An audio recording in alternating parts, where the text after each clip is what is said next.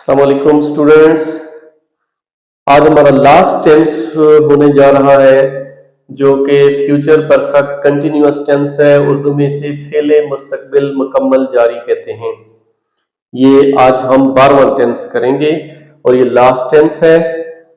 इससे पीछे 11 टेंसेज आपको करवाए जा चुके हैं और मुझे उम्मीद है कि आप वो टेंसेज सीख चुके हैं।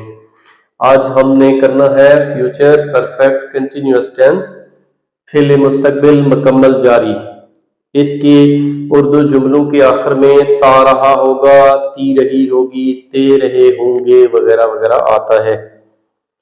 तो इसकी एक्टिवाइज जो पार्ट है जी हमारा एक्टिवाइज पार्ट, इसमें इसके एक्टिवाइज सेंटेंसेस में अगर आपको याद हो तो बताया था कि जो परफेक्ट कंटिन्यूअस टेंसेस जितने भी हैं तीन हैं, present perfect continuous tense, past perfect continuous tense और फ्यूचर परफेक्ट कंटिन्यूअस टेंस। इनका पैसिव सेंटेंसेस नहीं होते। तो इसके एक्टिव सेंटेंसेस में फर्स्ट फॉर्म ऑफ वर्ब, चूंकि ये कंटिन्यूअस भी है तो first form of verb plus ING, उसके साथ विल और शेल का इस्तेमाल किया जाता है। विल और शेल, हैव का इस्तेमाल भी किया जाता है और बीन का इस्तेमाल भी करते हैं।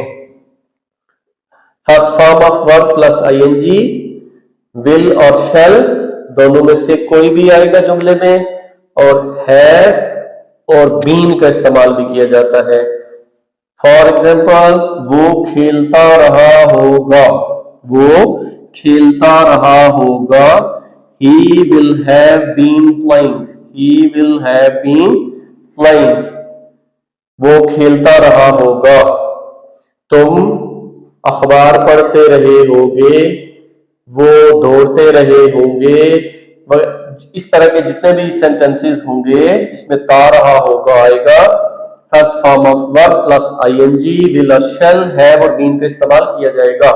इसके नेगेटिव सेंटेंसेस में वो खेलता नहीं रहा होगा, नेगेटिव, जिसमें नहीं कहा जाता है मनफी के जुमले, तो हम क्या कहेंगे, वो खेलता नहीं रहा होगा, he will not have been playing, he will not have been playing, वो खेलता नहीं रहा होगा। He will not have been playing। अब हमने not का इस्तेमाल कहाँ किया, will और have के दरमियान। will और have के दरमियान हमने not का इस्तेमाल किया नेगेटिव सेंटेंस में, वो खेलता नहीं रहा होगा, he will not have been playing। और interrogative sentence, simple interrogative sentence, क्या वो खेलता रहा होगा, तो इस will को हम शुरू में ले आएंगे। will he have been playing, will he have been playing, क्या वो खेलता रहा होगा।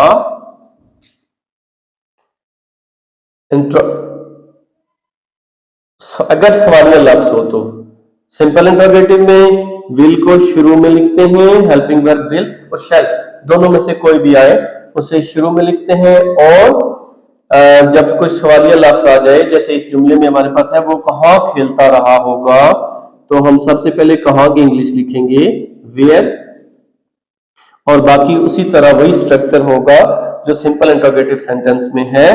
वेयर विल he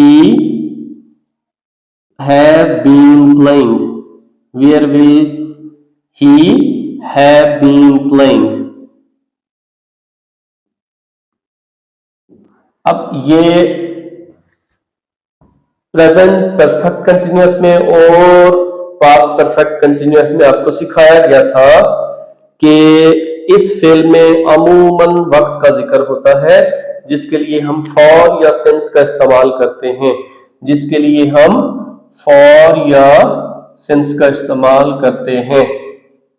तो फॉर आपको बताया हुआ है कहाँ लगाते हैं। आप सबसे पहले जो हमारा प्रेजेंट परफेक्ट कंटिन्यूअस टेंस था उसमें बड़ी डिटेल के साथ समझाया था। तो फॉर और सिंस का इस्तेमाल।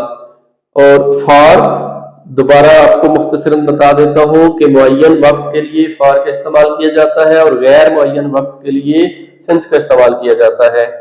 हम कहेंगे वो 5 घंटे खेलता रहा होगा। वो 5 घंटे खेलता रहा होगा।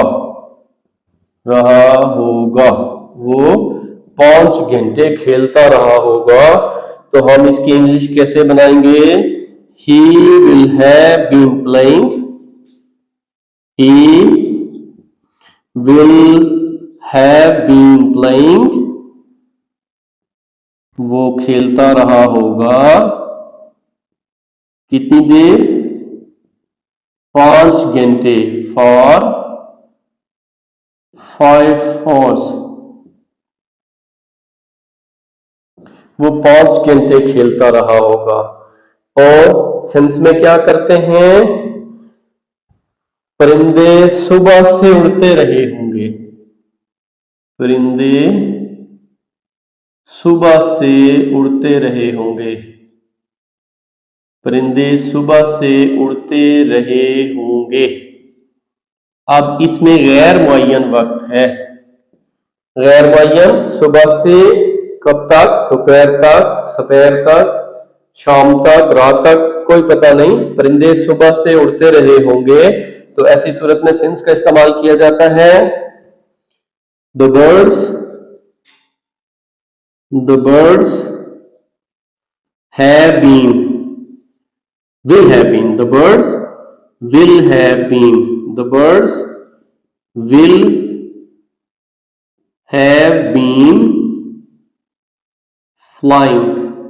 परिंदे उड़ते रहे होंगे कब से? Since morning. परिंदे सुबह से उड़ते रहे होंगे। The birds will have been flying since morning. हमारे टेंसेस का सेशन खत्म हो गया है। हमने 12 टेंसेस कर लिए हैं और आज आखिरी किया है फ्यूचर परफेक्ट कंटिन्यूअस टेंस। इसमें इसकी पहचान ता रहा होगा, ती रही होगी, ते रहे होंगे वगैरह। और एक्टिव वॉइस में first form of verb plus ING, will, shall, have और बीन इस्तेमाल किए जाते हैं।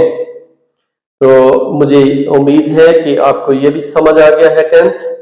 तो इंशाल्लाह नेक्स्ट हमारा जो लेसन होगा वो हम करेंगे कि एक्टिव को पैसिव में और पैसिव को एक्टिव में कैसे चेंज किया जाता है। उसके बाद हम नरेशन का लेसन करेंगे, उसके बाद part of speech with full detail, और उसके बाद हम करेंगे लेटर राइटिंग और एसे राइटिंग, कोई भी जो नेक्स्ट चीजें, करेक्शन भी आपको करवाई जाएंगी। इंशाल्लाह पूरा कोर्स करवाया जाएगा।